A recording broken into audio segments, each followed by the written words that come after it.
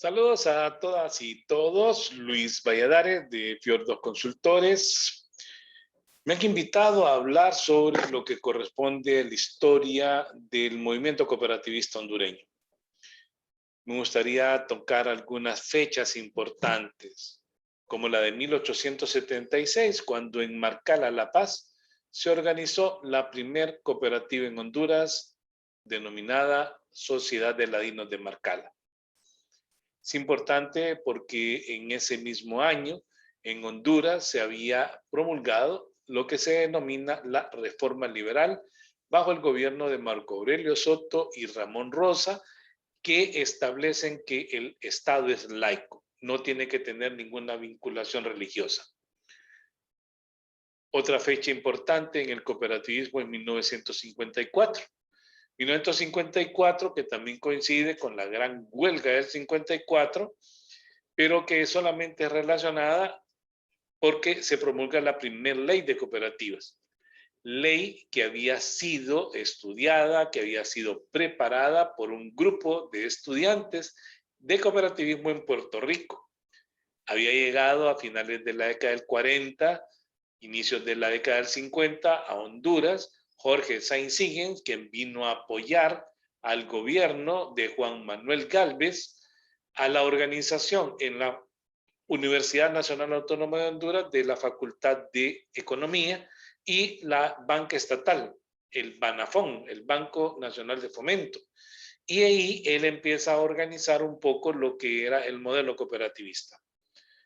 Otra fecha importante es 1961, porque en 1961 en la declaración de Punta del Este, John F. Kennedy establece, invita a los pueblos latinoamericanos que se fomente lo que es la reforma agraria, pero que esa reforma agraria no solamente sea dotación de tierra, sino que la organización de los compañeros y compañeras campesinos. Ahí mismo se promueve lo que es la Alianza para el Progreso con voluntarios del Cuerpo de Paz, se denominaron. Personas que eran estudiantes, jóvenes, que vinieron a trabajar con los compañeros en las bases para su organización en cooperativas.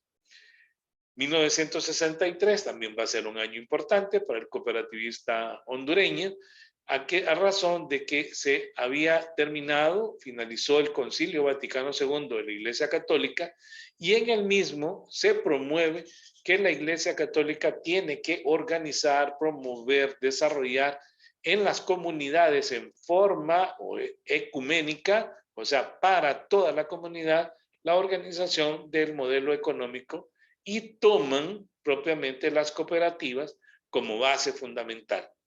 El fundamento es que la filosofía cooperativista establece que hay valores, hay principios y coge como centro principal lo que es al ser humano.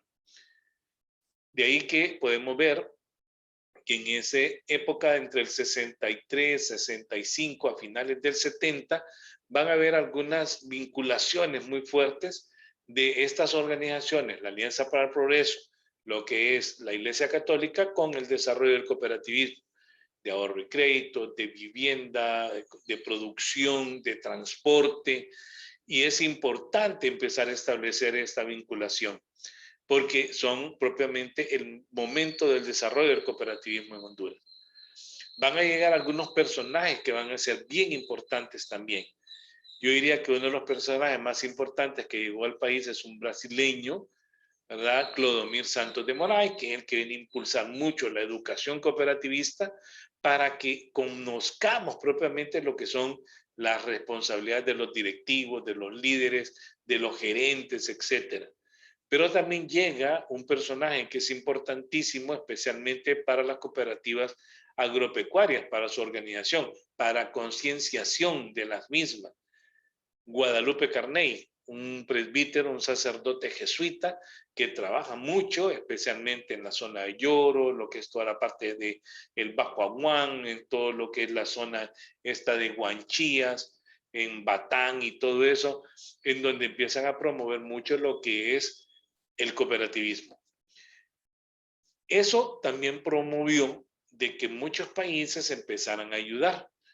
Israelitas, suecos, noruegos, canadienses, brasileños, italianos, estadounidenses. Todas estas organizaciones vinieron a apoyar mucho lo que era la organización ya de la confederación, del instituto de formación, de lo que eran las federaciones. ¿Para qué? Para que se fuera fortaleciendo el cooperativismo.